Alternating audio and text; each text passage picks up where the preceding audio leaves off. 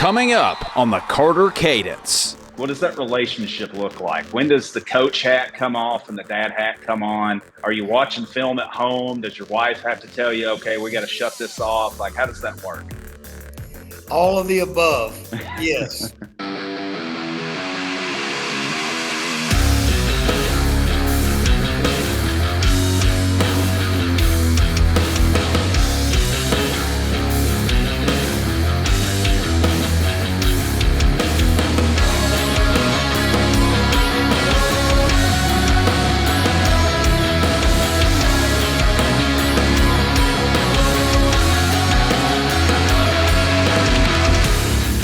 Hello and welcome back to the Carter Cadence. I'm your host, Brooks Carter.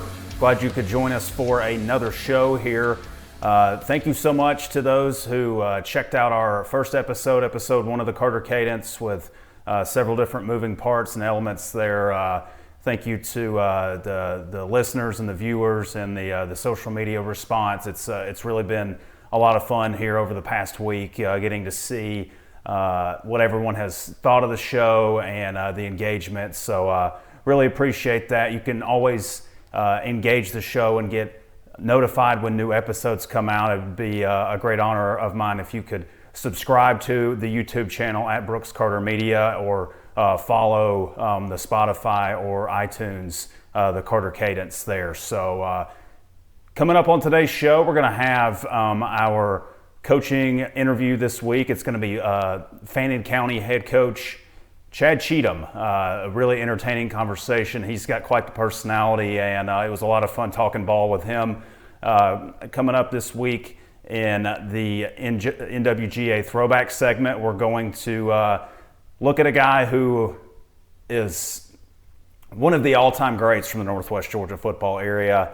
That is Vonn, who played at Ridgeland High School, went on to be an All-American and national champion at Ohio State, and played for several years in the NFL. I believe he might still be active, as he's played with the New Orleans Saints as well as the Cincinnati Bengals. And then coming up here in just a few moments, I'll preview him when we get to it. We're going to have this week's Player Spotlight. And if you want one of your players, if you are a parent, a coach, or a player yourself, and you want to be highlighted and you're a rising senior, I'm going to add that qualifier in there. If you want to be highlighted in the Player Spotlight, where we break down your film and showcase you, send me a DM. I would love to add you to my list. I got a few guys that I'd kind of handpicked for the first few episodes, but after that, fair game. Anything is fair game to spotlight a player. So you just got to be a rising senior. So let's go ahead and get into it. This is this week's Player Spotlight. So this week's Player Spotlight is going to be Jonaz Walton, the running back from the Central Lions, and this guy is an absolute monster. He was first team All-Region this past year, rushed for over 1,300 yards, had quite a few receiving yards too. You see they start with a screen here. He is an absolute load carrying the football out of the backfield. Look at him. He's got, obviously, the size, the strength, got some great downfield blocking there, breaking out of tackles. They also put him back on kick returns. This play kind of reminiscent of the Miracle at the Meadowlands Part 2, where Deshaun Jackson kind of over-pursued on a return. That's what he did here, had to run back and pick it up, and then the defense the defense over-pursued. He picks it up, runs it all the way back for a touchdown. Love how they get him involved in the passing game here. You'll see that on the film here. They do a lot of different things, Coach Emba Brown, to get him involved in the passing game. Another kick return here. This one's against Villarica. You'll see him a lot here showcasing as he upends a guy. Really good in pass protection. That's a big deal at running back. They hand it off to him up the middle here. Really just impressive first step. His size, you look at him, you don't think he's going to be that fast. He's got deceptive speed. You see him leaving the defense there. Here's another example of a great blitz pickup. Allowed his quarterback to get the ball off. Third different kickoff we've seen here, as they put him back, taking it all the way out from about the 1 yard line, and gets a great hole up the middle, and he is off. And I mean, to be as big as he is, to be able to walk off and leave defenders, he's got a little bit of a, dare I say, a little bit of a Derrick Henry vibe coming from him. Big, fast, strong, breaks another tackle, this one against Villarica as well. Little inter-Carroll County rivalry. Look at here, they got him in the slot, tried to match him up with a linebacker, and they hit him downfield. Great pass there. Pistol formation, hands off up to him up the middle. Pretty good hole, but he's got really good vision there. Lets his blocks set up. This is really good in pass protection, and that's a huge deal from a running back perspective. You saw there a little 4th and 10. Look at him hurdle the man. My gosh, looking like Saquon Barkley there. I mean, that's some impressive athleticism. Another great job in blitz pickup. Really secured the pocket for his quarterback there. Now they got him lined up back out at receiver once again. This is a little quick screen out, and he takes it the distance, just a couple of quick blocks. This is a Central team that has won back-to-back region titles. They've won the region title both years since Coach Brown has been there. Good looking play here as he powers through some defenders, picks up a first down. Now got him kind of lined up. You see how he secured the edge there? They had him lined up almost as like an H-back there, and he sprung the run play as they ran off tackle. So, I mean, really, really versatile guy. He blocks, he runs the ball well, he catches the ball well. He is the total package at running back, and is certainly going to be playing on Saturdays as he's already getting several looks. Got him lined up back here at receiver again, but now he's leading on what would have been a screenplay. I mean, that is just really impressive. I mean, a little bit of everything there. Running over guys, hurdling over a guy, sidestepping. And that is Jonaz Walton, this week's player spotlight. A really, really impressive football player, rising senior. Going to be excited to see what he can do this upcoming season as the Central Lions try to go for a three-peat in region championships. Coming up next, we are going to have this week's coaching interview as we'll catch up with Fannin County head football coach Chad Cheatham, who is coming off his 3rd region title in 5 years with the Rebels. That and more coming up next here on the Carter Cadence.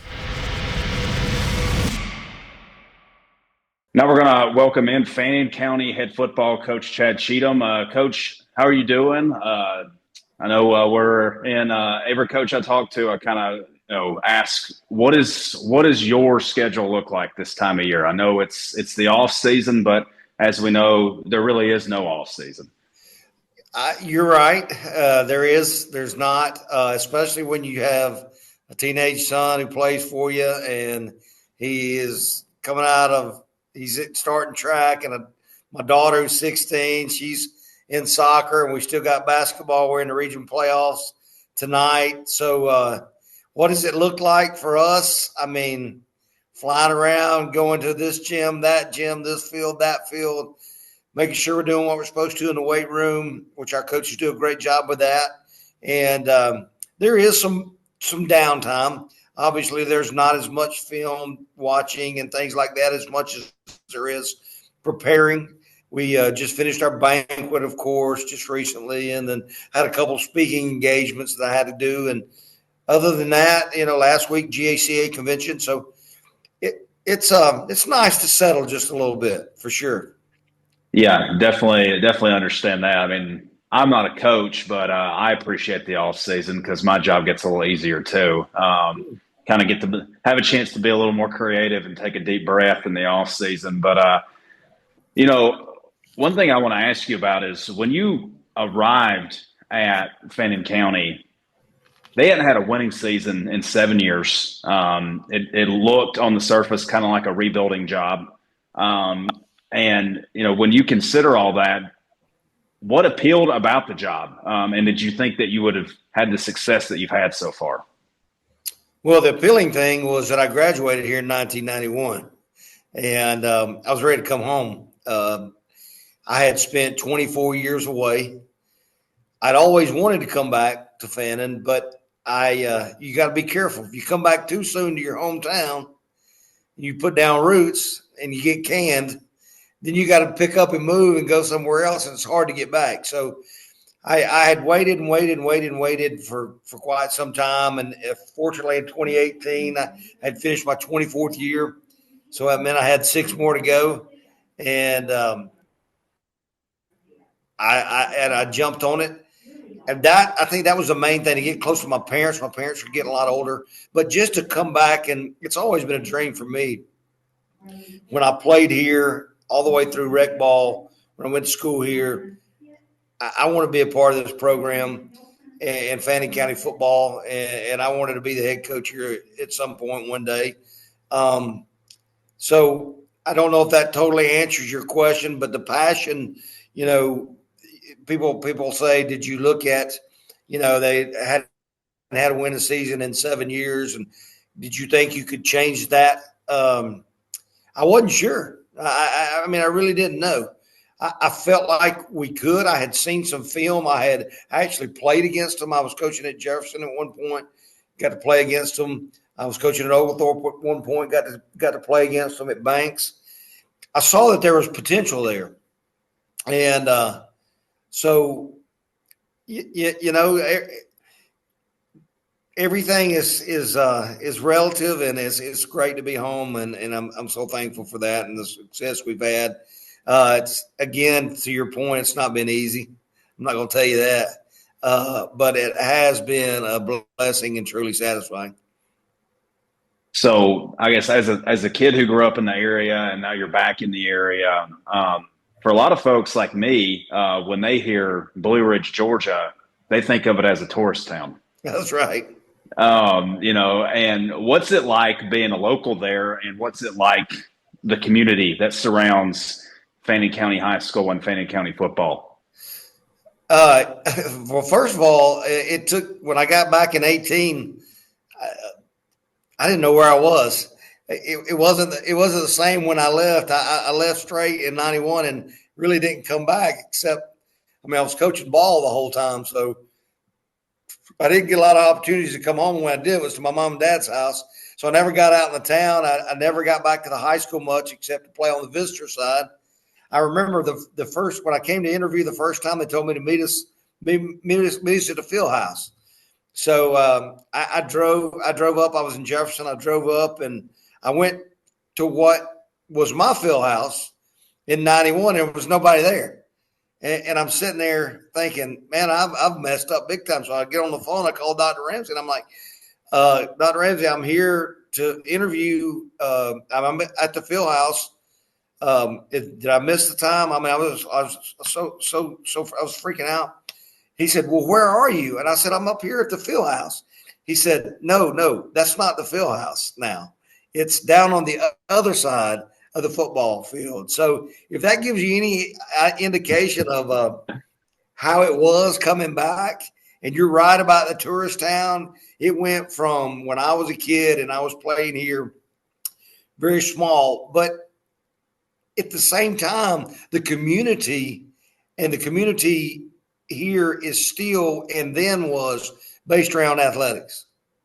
I know a lot of people say, hey, we're going to go to Blue Ridge, we're going to ride the train, we're going to fish the streams, we're going, all of those type things. But the community that lives here is based around this high school, our feeder schools, and athletics, no doubt. So, looking at what you've been able to accomplish so far, 3 region championships in the last 5 years, you've reached that quarterfinal. You tied a school record for wins last year. You've reached the quarterfinals twice. Easier said than done, but what is the next step? What's it take to get to a semifinal, a state title game? Well, I think that obviously great players make great coaches, and great coaches make great men. And it's funny you asked the question. I think, as you probably have seen in Northwest Georgia and in Northern Georgia, programs cycle here.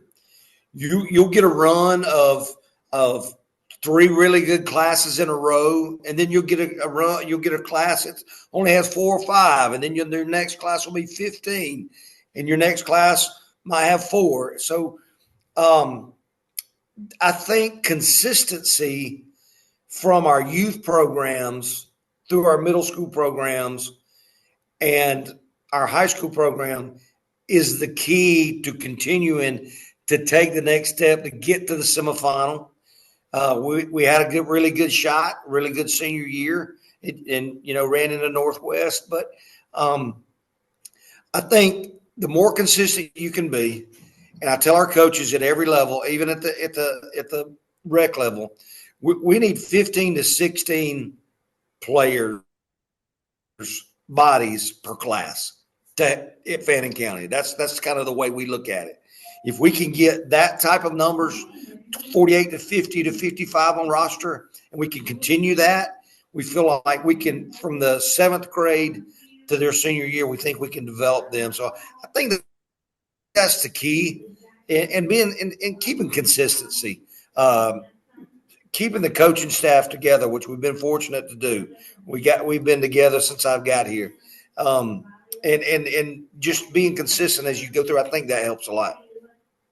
Yeah, I think that's really super interesting because, you'll see programs that may have a 1 or 2 good year run, and then they've got a class with, like you said, 4 or 5 seniors in it. And then maybe they wind up in a tough region for some reason with the realignment and stuff like that, and they wind up with a really hard schedule. So, I've heard that answer before from other coaches about it. Like, it actually starts long before they even get to high school. Way before. The bigger conversation I've heard other coaches talk about too with that is retaining the players, because it's a lot harder to keep kids' interest nowadays than it was when you were playing in the 90s and when I was playing in the 2000s. There's a lot more distractions out there right now. Absolutely. So, one thing I found interesting in your region, I feel like you guys up in the mountains, Fannin, Union County, y'all have a distinct advantage of being the only school in the county. Sure. And with that, it also creates a home field advantage from the standpoint of when you're in region play, everybody's going to have to travel a decent ways to come play you. But with that in mind, I've noticed that you stacked your non-region schedule full of as local of teams as you can. And I love that. I feel like I'm seeing that's how it was when we were growing up, when I was growing up. And I felt like a lot of programs are starting to try to get back to playing as local as they can. Well, I think that was a key coming in. Of course, when I got here, we were in AAA, and there wasn't a whole lot of room to move around. So once we backed down to AA and then obviously back down to single A, when I grew up, we played Gilmer, Union, Raven, Pickens. I mean, those were the games. And I wanted to get back to that 5-15 feel. And because our communities, believe it or not, and we're rivals, there's no doubt about it, Pickens, Gilmer, us, Union, Raven. But they're very similar, and our kids know each other back and forth across the board. We have a really tight coaching fraternity up here with the other schools. And on Friday night when we play each other, we're going to battle. Our kids are going to battle their kids. But then on Saturday night, they may be hanging out. They may be going to a movie with the kids from Union and the kids from Gilmer. And I may be down with Paul Standard talking offense, or I may be over with Coach Davis talking in pass game or something like that, So I think you're right that it's kind of a throwback to what I consider the game is supposed to be. Hometown rivals, 8 miles away, 18 miles away, stadium's packed. And to your other point, you talk about keeping kids involved. Yeah, your coaching styles have to change. I'm doing things in 2025 that I would have never done in 2015. I'll play music at practice now. I mean, I didn't even allow music in a field house at one point. You know what I'm saying? you're dealing with a different clientele. And we have to, as coaches, we've got to adapt and morph our styles to what's going on. And like you said, the vibe, the feel of the community, the feel of your kids. And I get that because I teach in the classroom. I teach education classes. So I get an opportunity to go in every single day. And like you said, get a feel of where these kids are. Not just athletes, but it might be one act, it might be band, it might be basketball, whatever it might be. And what makes it attractive to play the game of football? Or what makes it attractive to run the 800 track? And how do we morph our thinking as coaches to meet them and get them excited about doing something that's not necessarily fun, but very rewarding? Yeah, 100%. I mean, football can be fun, but that's Tom Brady had one of my favorite takes on football ever. People should play it because it's hard, and yeah. So, I love that you're able to coach your son. I think that's a unique experience that a lot of coaches don't always have the ability to do. I think we've got a few other coaches in our Northwest Georgia region that are actually able to coach their sons. I know Josh Robinson in Northwest Woodfield, his son is on the team there, so he's able to coach him. That's just an example off the top of my head. But Josh Gross has got one of the best in the business. Oh, yeah. I don't know how I forgot about Peyton. His son is amazing. I don't know how I forgot about Peyton. Yeah, Peyton's a football player. Peyton is a football player. Yeah, he's good. He's good. But what does that look like? What does that relationship look like? When does the coach hat come off and the dad hat come on? Are you watching film at home? Does your wife have to tell you, okay, we got to shut this off? Like, how does that work? All of the above. Yes. It's funny. I just had this conversation 2 days ago with some other coaches there, and I asked a similar question. My wife always says that from June until November to December, she's the widowed wife and the single mother. And because Brax and I are gone, it's a special relationship because we do spend time together. And then I have to do a really good job of checking myself up a lot and making sure that we're still eating together as a family, that what we leave the field with on Monday and Tuesday, Wednesday, that we don't bring it to the table. We don't bring it into the house. Now, my philosophy for our coaches families is we do a lot of morning stuff with our coaches as far as preparation goes, because while my family's sleeping, I want to be working. I know that sounds crazy, because when my family is awake, I want to spend as much quality time as I can with them. Now, what does that do? The fatigue factor in coaching comes into play there. But that's kind of been our philosophy. And so we're keeping with that.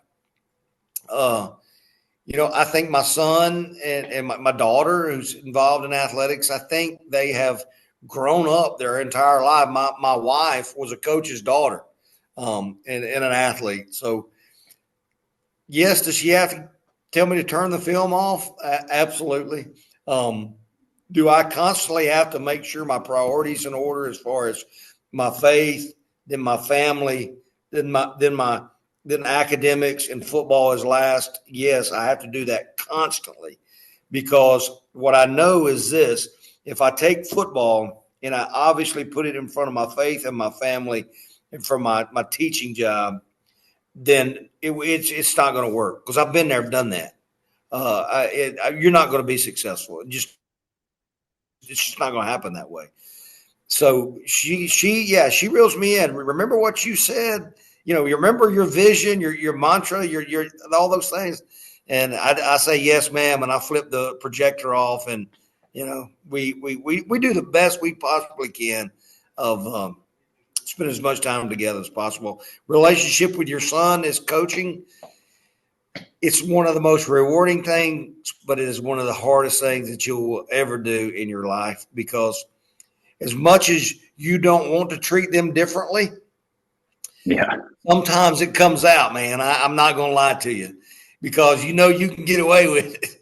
And I tell you, my son has been super valiant in his approach, because he takes it like a man, and and I try to control it as much as possible. And I'm tough on him. I'm not going to lie to you. I'm tough. I'm probably tougher on him than I am anybody else. But I think, as you said, and as I say, hard is good, because as we go throughout life, I mean, if it doesn't challenge us, it doesn't change us. And so I try to teach my children that. I try to teach our players that everything's not going to be good. It's going to be tough. We went through a tough season with a loss of a player this spring that affected us throughout the entire year. And I think that even as tragic as it was pivotal in what we did this year, taking tragedy and making it triumph, and taking ownership and leadership and love and all those type things that we preach every day. We had to put those things into practice. They were no longer things you just say. You had to do them to make it work. So I love it. I have to shut the film off. I have to shut the mind down. I love coaching my son. I'm not sure he loves it all the time, but that's it's pretty special. Last question I had for you, and I've asked this to every coach I've interviewed so far, just to maybe take a step or look back into the past, is which coach has influenced you the most? Man, do I have to say one? You can say multiple. Coach Parsons sat here and reeled off, I think, a dozen. Coach Parsons. Coach Parsons was at Banks right before I went to Banks. And then here are our great friends. That's just because you said his name. I started my career at Clark Central with Billy Henderson in the early 90s. I was a lay coach there. And I was going to school at Georgia, and I was coaching at Clark. And if anybody knows the tradition of Clark Central, they know Billy Henderson and what he brought to that program. And the Valdosta and the Clark Central rivalry in the 80s, 70s, and 80s was gigantic. I learned a lot from him. I left there and went with Sonny Smart for 8 years at Raven. I was there from 95 to 2003. And basically, Sonny, who just recently passed away, Coach Smart's dad, I would say as a coach, influenced me more than anybody, because I was so young. I was 22 years old, and I was so young, and I was a sponge, and I was so influential at that time. And so everything that he said, I took in, and I tried to do whatever it was. And people say, well, what was your first 5 years of coaching like? And I'll tell you this, it was very little coaching. It was a lot of grass cutting. It was a lot of line painting fields. It was a lot of pulling strings. Do people still do that? I didn't know people cut grass and painted fields anymore. Man, it was how do you sharpen a reel mower? How do you get water on a field that doesn't have a sprinkler system? So we got the water cannon out there. How do you spray 2,4-D and surfactant to kill all the poana so that your Bermuda comes out? And then you got to plant the rye over top of it. And so I say my first few years was was great football wise, but what Sonny taught me was a servant leadership type thing. That when I became a head coach, and that's what I wanted to do, instead of somebody coaching for me, they would be coaching with me, and I would be trying to serve them. And then obviously with Jefferson, with T. McFerrin was incredible experience. T. McFerrin was what a great man. Buddy Kane at Oglethorpe, and then at Jefferson, Bill Navis at Jefferson. Ben Hall has been instrumental, good friends of mine. I mean, there's so many. But I guess if I had to narrow it down to one, I think it's those first 7 or 8 years I spent with Sonny that was influenced me the most and made me think about things in different ways. And again, it was hard. I mean, I was the guy that when the game was over on Friday night, I didn't go to the superintendent's house and eat the Friday night supper with everybody else. Sonny gave me a bag of quarters and told me to take the uniforms down to the laundromat and wash them. That was my job. And then at 7 the next morning, I was taking a VHS tape or 3 to whoever we were playing the next week. And I remember thinking, man, I'm not coaching. I'm not coaching at all. What am I learning? And man, I look back on that. I'm in my 30th year now, and I'm thinking, gosh, I learned so much more. And what he was doing, he was teaching me it's more than just a game. It's more than just X's and O's. It's the little things. And he was hard. He was hard on me. It was hard on our staff.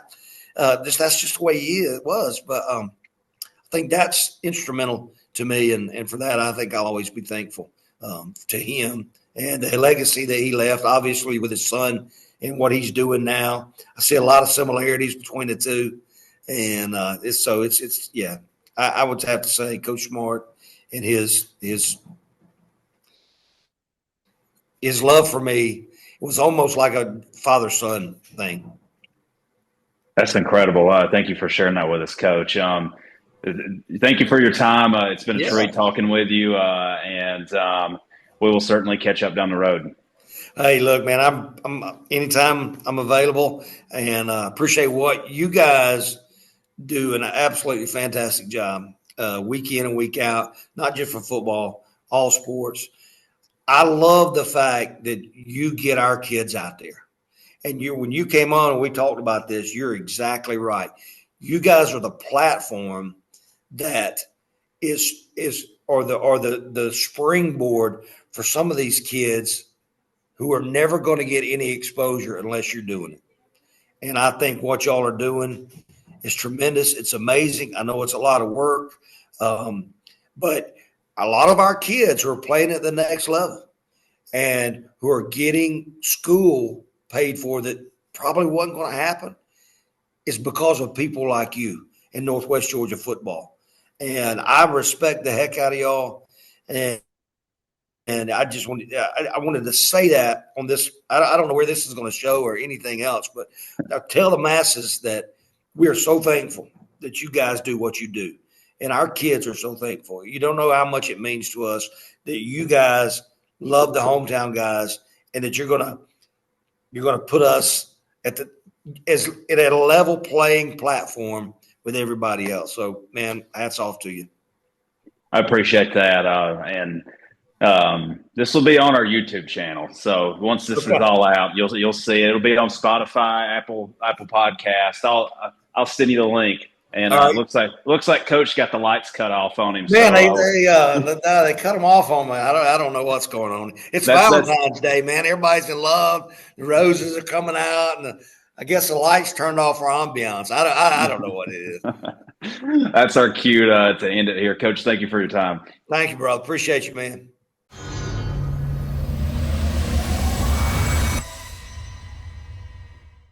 Welcome back into the Carter Cadence. Hope you enjoyed that conversation with Coach Chad Cheatham. He is a really entertaining guy. He's probably one of my favorite coaches I've interviewed from a high school standpoint to this point in my career. He was really entertaining, really engaging. Once we actually stopped recording, he told me, he said, I could sit here and talk to you for hours talking ball, man. This is just a lot of fun. This is my life. And I feel like most coaches are like that, though.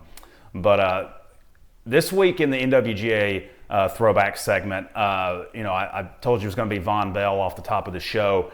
And before we get into his film, I want to tell you a quick story. When I was playing in high school at Northwest Whitfield, we played against Ridgeland so this was my senior year. I'm class of 2011. Vonn was a very young player at this point. only a freshman or sophomore at Ridgeland.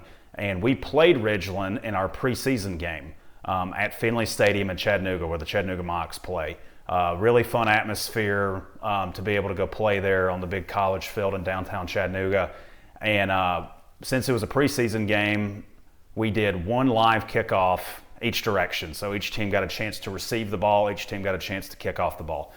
And I was on kickoff team. I was one of the headhunters for the Bruins. And Ridgeland was receiving the ball, and they kicked it off, and they had some sort of little roundabouts way, we kicked it down into the far left corner, and they had some, almost like everyone was doing like a wave block. It was like everyone was peeling back on the kickoff team, and I'm running downfield, and my cousin, who was a senior, Jay Motley, I see him running, and he gets ear-holed right in front of me. And I'm like, oh gosh, I'd see it out of the corner of my eye. And right as soon as I see him get ear-holed, I get ear-holed. It's the hardest I've ever been hit on a football field. I had no idea who that guy was that hit me, and as it turns out, it was Vonn Bell. So, we're talking about like 14, 15-year-old Vonn Bell, and what we're about to show you are his senior highlights, and he lit some people up in those as well. So let's roll the tape. So this starts out against Northwest Whitfield here. Little tip drill, picks it off. This was a unbelievably talented Ridgeland team. He was not the only good player on this team. They wound up going all the way to the state semifinals. Open field here, watch him come up and just light the guy up, knocks him out. Several of those here to start his highlight reel. Coached by Mark Mariakis, who was on our top 25 coaches in the last 25 years. Look at, that is just unbelievable, like right there in the middle on a kickoff, and almost a deke leader knocks him out. Watch this, closing speed, breaks down on a guy and just lights him up, buries him into the ground. You're going to see a ton of defensive highlights off the top here. Then you're going to see what he can do actually on the offensive side of the ball. How about this one? This is Nick Chubb from Cedartown, who he knocks out and forces a fumble. Future NFL player on future NFL player here. In the open field here again, knocks him out, knocks his helmet off in the process. Number 7 getting up from talking a little trash to him. Here's against Nick Chubb again. And guys, that is an All-American football player, one of the all-time leaders, and I think he's second all-time in the SEC in rushing yards behind Herschel Walker, Nick Chubb is, and Vonn Bell was absolutely laying the wood on him. Now he's on offense. This is against Southeast Whitfield. Makes them absolutely look silly there on his way to the end zone. This is now against Lafayette's Walker County, inner Walker County rivalry here. Makes it look easy out of that wing tee. Got him lined up at wideout now. Little quick screen out. Makes one guy miss, makes another guy miss, and then uses his speed to get past the next one into the end zone. Toss sweep to him here out of the wing tee formation, and no chance. The Lafayette Ramblers had no chance on that play. Against Cedartown here once again. Round the edge, and he is gone. Once he has really impressive speed for a high school football player, and once he gets out in the open field, there's not a chance that anyone is going to catch him. Just a fly pattern here. They throw it up for him, and that's all you got to do with a guy like that, is just give him a chance to go make a play. Against Northwest here again, little trips formation out of the left side, quick pass out, and trying to break down on him, and not really much they can do. I believe that Northwest team, that team wound up being 9-1, I believe, in the regular season. So that was a really good football team. Another great play here. Another touchdown against Cedartown.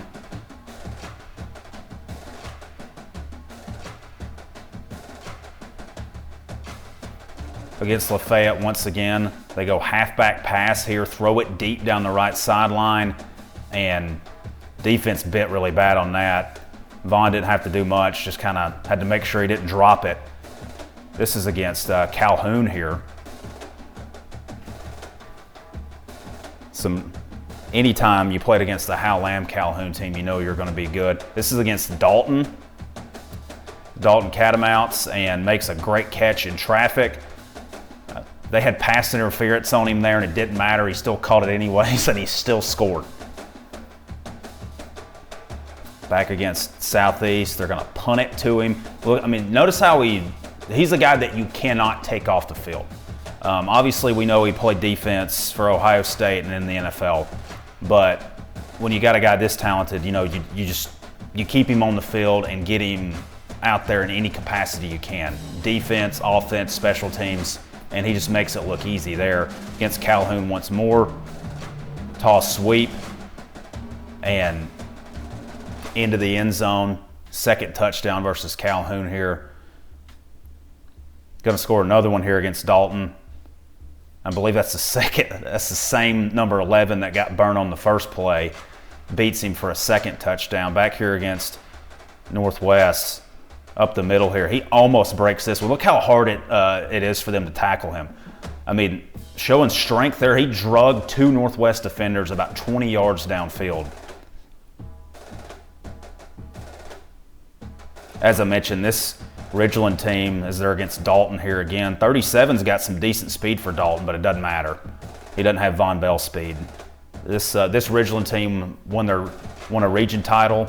I believe that was their third or fourth region title in a row, and wound up going 12-3, I think, on the year as they made it all the way to the state championship game, getting beat by Sandy Creek. As he scores again against Southeast. This is against Pickens. This is a play that the way they used him a little bit, it kind of looks very similar to the way, like when they line him up at wide receiver, it looks pretty similar to how Alabama used Amari Cooper when Lane Kiffin was the offensive coordinator. That same little play, these back-to-back plays here that have been very similar, they used to do that all the time. This is against Dalton again. So he had 3 receiving touchdowns against Dalton. Like to see what his numbers were. He probably had over 200 yards receiving that night. And that is Vonn Bell. Unbelievable athlete, one of the greatest to ever do it in our area, and also lit me up one time. So just thought I'd share that little personal tie-in there. But thank you for tuning in to this week's show. As always, you can follow along each week. Hit subscribe on our YouTube channel at Brooks Carter Media to get notified when new episodes come out. And follow me on social media. I'm at Brooks Carter Media on Instagram. I'm at Brooks A. Carter on Twitter or X or whatever we're calling it nowadays. I still call it Twitter. But and then also you can find the show on Spotify and iTunes. There's even an option to watch it on Spotify with the new video feature that they have with their podcast on there, which is pretty cool. So do all that. Like, follow, subscribe. I would greatly appreciate it. On next week's show, we'll have the 3-time defending state champion Bowden head football coach Rich Finley, as we'll talk with him about what's next now that you have these really exceeded expectations, elevated expectations as you try to go for 4 in a row. Really entertaining conversation with Coach Finley. So that'll be on next week's show. Thanks for tuning in this week, guys. I'll see you next time.